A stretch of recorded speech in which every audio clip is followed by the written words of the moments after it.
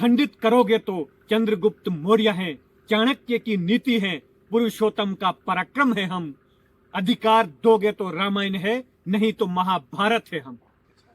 नव भारत के कर्णधार हैं, विकसित भारत के निर्माता है हम।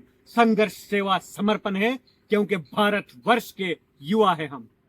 जिस प्रकार महाराज मलिक को हम देख रहे हैं, वो अपने क्षेत्र में, अपनी विधानसभा में हर व्यक्ति की समस्याओं का समाधान करने के लिए सामने आ रहे हैं। हम पवन खजूरिया जी की बात करें तो वो इंडिपेंडेंट कैंडिडेट के तौर पर उधमपुर से उन्होंने चुनाव लड़ा था। वो कुछ वोटों से चुनाव हार गए, परंतु यदि सोशल मीडिया के माध्यम से आप देखेंगे, हजारों की संख्या में उनके साथ लोग खड़े होते हैं। आज मेरी ये सभी बातें बहुत लोगों को बुरी लगेगी। 90 के दशक में जब वीडीसी का गठन किया गया था, उस समय जम्मू कश्मीर के फारूक अब्दुल्ला मुख्यमंत्री थे। केंद्र सरकार ने उनसे कहा था कि सभी 8 कमेटी के सदस्यों को बेल्ट नंबर दिए जाएं। आप सभी को नमस्कार एवं जय श्री राम। आज हम बात करेंगे कि जम्मू कश्मीर की विधानसभा चुनाव के बाद केवल पूरे जम्मू कश्मीर में यदि हम देखें तो 2 नेता ऐसे हमें देखने को मिले हैं।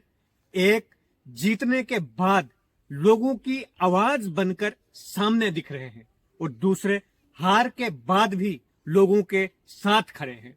यदि हम उनका नाम लें तो सबसे पहला नाम जीतने वाले एमएलए का आता है, वो है डोडा ईस्ट के विधायक महराज मलिक, जो लगातार लोगों के बीच रहकर लोगों की आवाज बनकर सामने आ रहे हैं।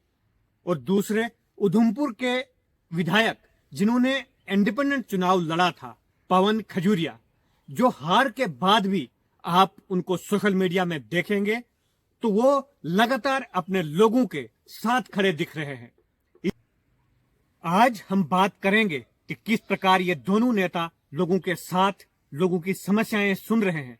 इस वो मतदाता जिन्होंने अपने नेताओं को वोट दिया, परंतु जीतने के बाद उनकी समस्याएं कौन सुने, वो कोई नहीं दिख रहा है। जैसे विलेज डिफेंस कमेटीज में वीडीसी के लोगों ने बढ़ चढ़कर अपने नेताओं को वोट दिया। वीडीसी एसपीओज ने अपने मुद्दा सामने रखकर अपने मुद्दे की समस्या के लिए वोट दिया। अनपेड वीडीजी ने जिस प्रकार अपनी समस्याओं को सामने रखकर वोट दिया, इस उम्मीद से कि हम अपने नेताओं को वोट देंगे और वोट के बाद वो हमारी बात सुनेंगे।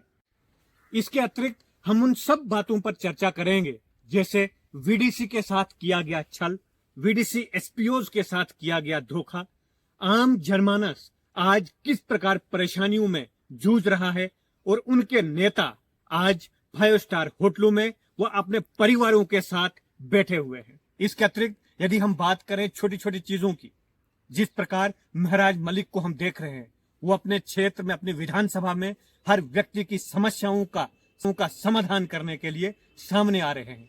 दूसरी कॉन्स्टिट्यूंसीज में, दूसरी विधानसभाओं में यदि हम देखेंगे, आज एक आम आदमी जो अपने जॉब कार्ड के लिए 100 दिन के रोजगार के लिए तरस रहा है, वो प्रधानमंत्री आवास योजना में अपनी फॉर्मेलिटीज पूरी नहीं कर पा रहा है।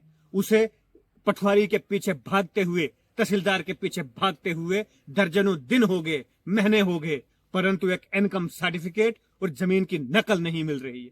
परंतु उस व्यक्ति की समस्या कौन सुनेगा, इस बात की चिंता किसी को नहीं है। आज मेरी ये सभी बातें बहुत लोगों को बुरी लगेगी, परंतु मैं एक आम व्यक्ति से आग्रह करता हूं, निवेदन करता हूं कि सोते टाइम, जब नींद करने से पहले 10 मिनट वो सोचे कि जब चुनाव थे उस वक्त उनसे कहा जाता था कि आप अपना बहुमूल्य वोट देकर मुझे भारी अक्सरियत से जिताएं, मैं आपके सपनों को साकार करूंगा, आपकी समस्याओं को समाधान करूंगा। परंतु जब आपने अपना बहुमूल्य वोट दिया, उसके बाद क्या वो लोग आपकी समस्याएं सुनने के लिए आपके पास आए? कभी नहीं आए। आज आप लोगों को अपनी लड़ाई स्वयं लड़नी पड़ रही है। परंतु इसी चीज को देखते हुए यदि आप डोडा ईस्ट की बात करें तो महराज मलिक हर व्यक्ति के साथ खड़े हैं। वो गांव-गांव जाकर पब्लिक दरबार कर रहे हैं, पंचायतों में जाकर लोगों की समस्याएं सुन रहे हैं। एक छोटी समस्या से लेकर बुरी समस्या तक उन लोगों के साथ खड़े हैं। यदि आप देखेंगे, वो प्रधानमंत्री आवास योजना में लोगों की सहायता कर रहे हैं, वो एमजी नरेगा का प्लान किस तरीके से जमीन पर इंप्लीमेंट हो, लोगों को 100 दिन का रोजगार किस तरीके से मिले, इस चीज की चिंता कर रहे हैं। परंतु कुछ लीडर अपने आप को बहुत बड़ा लीडर समझते हैं, वो इन छोटी चीजों को नजरअंदाज करते हैं, परंतु उन्हें इस बात की जानकारी नहीं। एक गांव का व्यक्ति, पंचायत का व्यक्ति, वो अपने 100 दिन के रोजगार से ही अपने दिन गुजारता है। उसे वही दिन यदि पूरे अधिकार के साथ व सम्मान के साथ मिल जाए, उसके लिए बहुत बड़ी सौगात होती है। परंतु महराज मलिक की सबसे बड़ी खूबी यह है कि वो सरपंच से लेकर एमएलए तक के नेता बने हैं। उनको पता है कि निचले स्तर की समस्या क्या है, नीचे कौन सी समस्याओं का सामना करना पड़ता है। यदि हम देखेंगे पूरे जम्मू कश्मीर में महराज मलिक ने राजनीति का घटनाक्रम बदला है। उन्होंने हवा की राजनीति व 5 स्टार होटल में बैठने की राजनीति के बदले उन्होंने गांव में गरीब आदमी के साथ बैठकर राजनीति करने का कल्चर स्थापित किया है। यदि हम पवन खजूरिया जी की बात करें तो वो इंडिपेंडेंट कैंडिडेट के तौर पर उधमपुर से उन्होंने चुनाव लड़ा था। वो कुछ वोटों से चुनाव हार गए, परंतु यदि सोशल मीडिया के माध्यम से आप देखेंगे, हजारों की संख्या में उनके साथ लोग खड़े होते हैं और वो उनके साथ खड़े हैं। ये क्यों है? क्योंकि वो लोग लोगों की भावनाओं को समझते हैं, लोगों की आवाज को सुनते हैं और समाज के निचले स्तर की समस्याओं को महसूस करते हैं। इसलिए भीड़ उनके साथ खड़ी होती है और वो भीड़ के साथ नहीं बल्कि हर एक एक व्यक्ति के साथ खड़े होकर भीड़ के रूप में सामने दिखते हैं। इस बात की सीख सभी नेताओं को लेनी चाहिए और लोगों के साथ खड़ा होना चाहिए, क्योंकि लोग आपको कुर्सी, आपको ताकत इसलिए नहीं देते हैं कि आप ऐश व अशरत करें, आप महलों में बैठे, आप डाक बंगलों में बैठे, आप अपने 5 स्टार घरों में बैठे। लोग इसलिए देते हैं कि तब जब उनको समस्याएं सामने आएंगी तब आप उनके साथ खड़े होंगे। 90 के दशक में जब वीडीसी का गठन किया गया था, उस समय जम्मू कश्मीर के फारूक अब्दुल्ला मुख्यमंत्री थे। केंद्र सरकार ने उनसे कहा था कि सभी 8 कमेटी के सदस्यों को बेल्ट नंबर दिए जाएं, परंतु फारूक अब्दुल्ला साहब ने वीडीसी के लोगों के साथ छल किया और जो 8 वैकेंसीज वीडीसी के लिए आई, उनमें केवल 3 बेल्ट नंबर ही दिए और जो अन्य 5 बेल्ट नंबर थे वो पुलिस के साथ अटैच करके पुलिस में एसपीओज लगा दिए। इससे वीडीसी के साथ इतना बुरा छल किया गया कि 3 लोगों की तनख्वाह 8 लोगों में बांटने का निर्देश दिया गया, जो आगे चलकर बहुत बड़ी लड़ाई बनी। उसके पश्चात अनपेड वीडीसी की यदि हम बात करें तो उनको वॉलंटियर के नाम से ही उनसे काम लिया गया, जबकि उनके नाम के लिए जो तनख्वाह आने लगी वो वीडीसी एसपीओज के नाम पर 3 लोगों के ही आने लगी और जो 5 लोग थे उनको पुलिस के साथ अटैच करके पुलिस कांस्टेबल की तरह काम करवाया गया। यदि हम वर्तमान स्थिति की बात करें तो आज भी चुनाव से पहले जब चुनाव चल रहे थे तो लोगों के साथ ये वादे किए गए कि आप गन पकड़ो। एक घर में 5-5, 6-6 गन्स दी गई। लोगों से कहा गया कि आप गन पकड़ लो, वोट हमें दो और जीतने के बाद हम तुम्हें तनख्वाह लगवाएंगे। आने वाले समय में तुम्हारे घर में हर सदस्य को तनख्वाह मिलेगी। कुछ लोगों ने जो दफ्तरों में बैठे हुए लोग थे, उन्होंने अपने परिवारों में 6-6, 7-7 गन्स तक भी दी।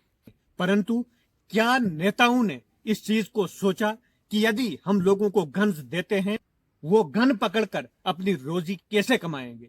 एक घर में एक बाप को भी गन दे दी, बेटे को भी गन दे दी, बहू को भी गन दे दी। उस घर में जितने सदस्य थे सबको गन्स दे दी। 7 गन्स भी एक एक घर में रखी गई है।